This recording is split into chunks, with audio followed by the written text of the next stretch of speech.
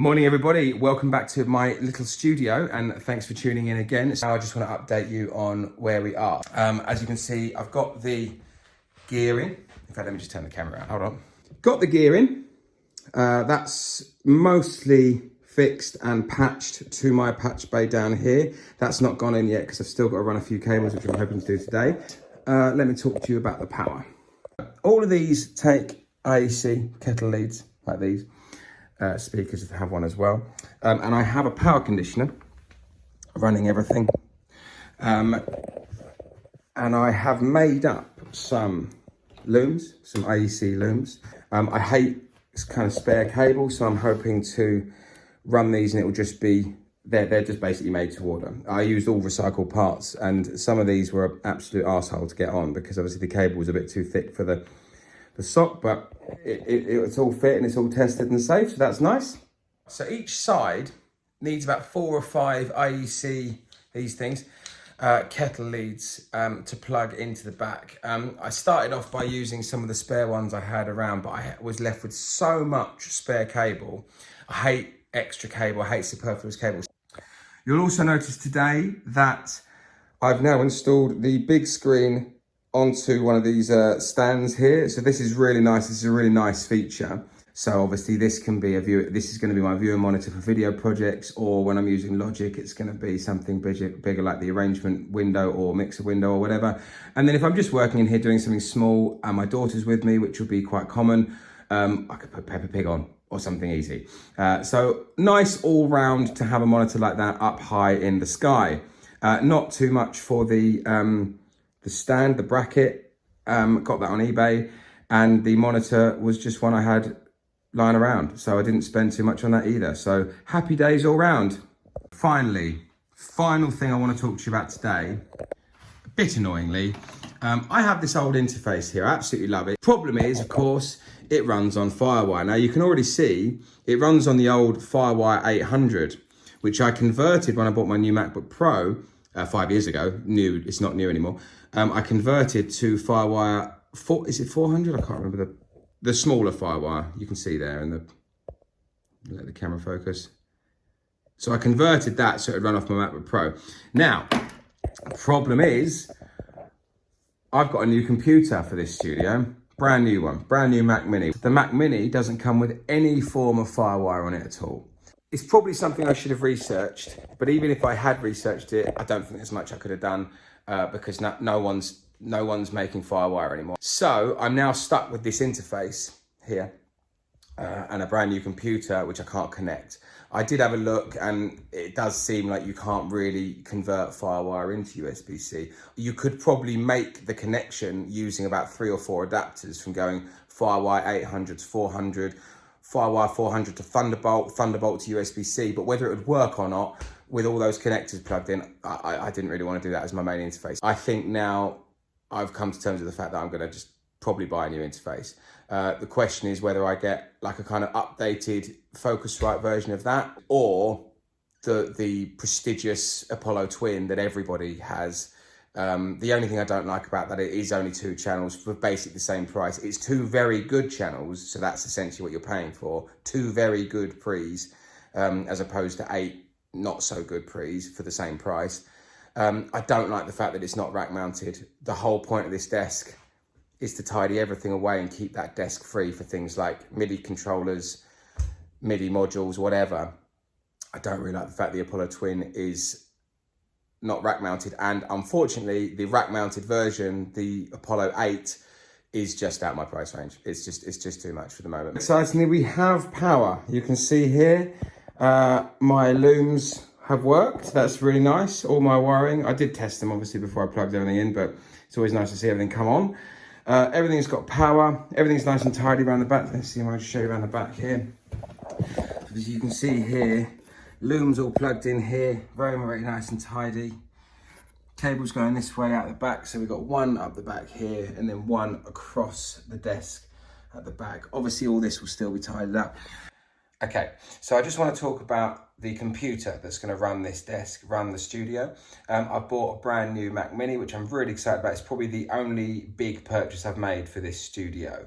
Everything else is sort of recycled or reused or secondhand purchases and stuff like that. So I'm really excited to get a high spec, brand new computer in here that's going to be super quick and hopefully fast enough to run all the sort of video and audio stuff I'm going to throw at it. Because it's a Mac Mini, it doesn't really need to be anywhere on the desk or anywhere in my way. So I'm going to rack mount it underneath the desk. I'm in the gap at the back of the desk here. And what I've done is I've put some cage nuts in the back rack strips that we've put in. And I'm going to mount this shelf here.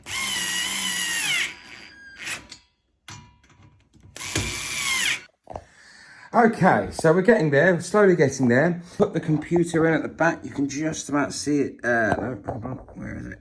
There it is. It's just that thing there. But it needs to be tidied up. I made this just to take a few kind of generic chassis. I've got 2 of the regular USB, 2 of the new USB-C. I've got 1 HDMI, which will eventually run directly to the big screen, meaning I do have a few people that come around when we talk about videos, direct in, you know, easy. Means you don't have to go around the back of the TV, direct in and play something into the TV, easy. Lots of things currently doing my head in. All this needs to be tidied and sorted. Obviously, I've ordered another power strip for these ones. It's not here yet, hence why I'm using this horrible white one.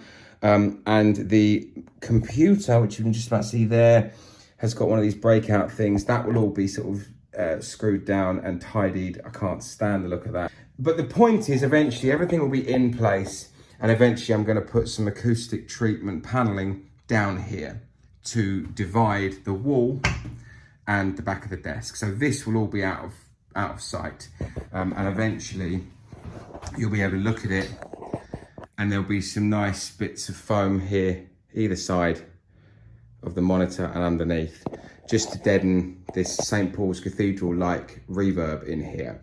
Oh, lastly, yeah, just going to say, I don't like wireless keyboards. I know a lot of people do, that's fine, I don't. I've had issues in the past not being massively reliable. I bought an iMac back 10 years ago and it came with a wireless keyboard. And I said to the guy, I said, what happens if ever it doesn't connect automatically? And he goes, oh, well, it should do. And I said, well, what if it doesn't? He goes, well, it should do. And obviously what happens? Lo and behold, it doesn't one day. And then you're pissing around trying to find something wired just to get, just to get some connectivity. Same thing can happen with a mouse. I do use a wireless mouse. Anyway, point of my story is that I bought this for parts off eBay and I fixed it. So it's working. I fixed it using an old one of mine. So it's now working nicely, which is lovely. But this isn't long enough. Really annoyingly, it's not long enough. So ideally I want it to go down the back and into the Mac Mini. It's not long enough to do that. So I'm going to need to get one of those Apple extender cables.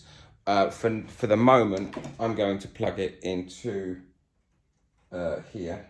But that is the worst. So that won't be staying like that for long because that will do my head in. Obviously, can't play that with that like that. But for today, while I'm in here working, it means I can get the computer on, get some music going, get a video on, just while I carry on working. So that's what I'm doing today, eventually to be fixed. Welcome back.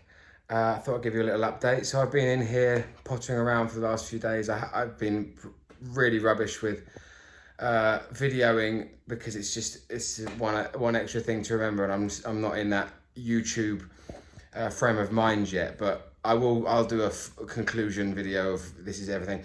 But I thought I'd give you an update of what I'm going to do today because I haven't got Roxy with me, my daughter, so I'm free, which immediately means my attention can chill because she's normally pulling cables out or trying to swallow the soldering iron or something. So got the new interface in, which is all good. Now today's job, run all the MIDI lines. There's one there for an extra keyboard. There's a MIDI splitter here, one going into the synth module, one going into the back of the interface. I want to get this one connected so I can start to actually do some work on this. The problem with this was I had one random power supply for this after the one that came with the keyboard broke years ago, and I bought one on eBay, which was extortionate. What could be power adapters for this? I'm going to check the voltage and everything, and I think one of those is it. So I'm hoping to get that powered up, MIDI running, and then I'm going to set up my other Nord keyboard, which is in there, in this space here, and then get that running, because the idea is eventually I want global control from this keyboard running to all the synths. So if I want to hear this, it will just be a in and out on the patch, play this, hear that. Well, very happy to say that after very little difficulty, I found the power supply for this, got it connected, and now I have control over my... Oh, can't tell you how nice it is to play some piano on a weighted key bed as opposed to this. This is great, and obviously this has the assignable stuff, which is why I have them both. BBC Symphony Orchestra, which is a very nice library. I got the free one because I'm that cheap.